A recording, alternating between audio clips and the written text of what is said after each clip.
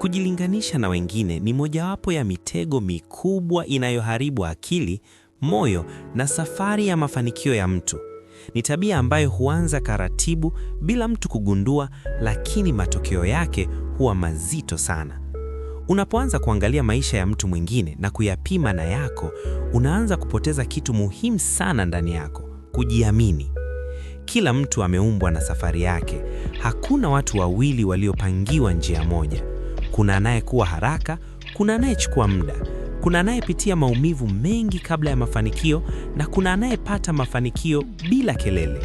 Lakini unapojilinganisha, unaanza kuamini kuwa safari ya mwingine ndiyo kipimo cha thamani yako. Hapo ndipo unapoanza kujiona duni, dhaifu au umechelewa, hata kama ukweli hauko hivyo. Kujilinganisha kuna kuibia furaha.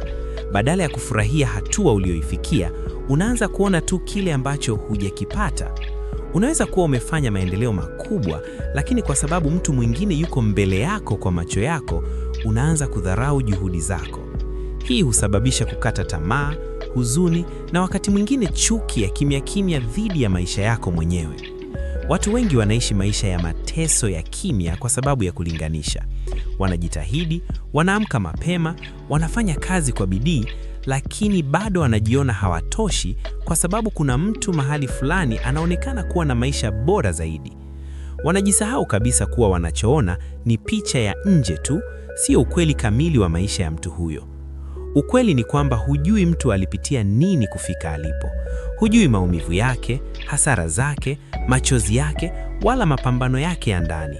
Unachoona ni matokeo, sio safari. Lakini unapoilinganisha safari yako na matokeo ya mtu mwingine, unajitendea dhulma kubwa sana. Kujilinganisha pia kunaua ubunifu na upekee wako. Unapoanza kuiga maisha ya wengine, unaacha kusikiliza sauti yako ya ndani. Unaanza kuishi maisha yasiyo yako. Badala ya kujenga ndoto zako, unaanza kukimbiza ndoto za watu wengine. Hapo ndipo mtu huishi maisha ya kuchoka, ya kulazimisha na yasiyoleta amani ya moyo. Kila mtu ana kipaji chake, muda wake na njia yake. Kuna watu wanafanikiwa mapema, lakini wakashindwa kudumisha mafanikio yao.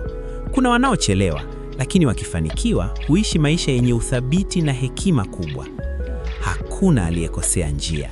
Kilicho muhimu sio kasi, bali mwelekeo.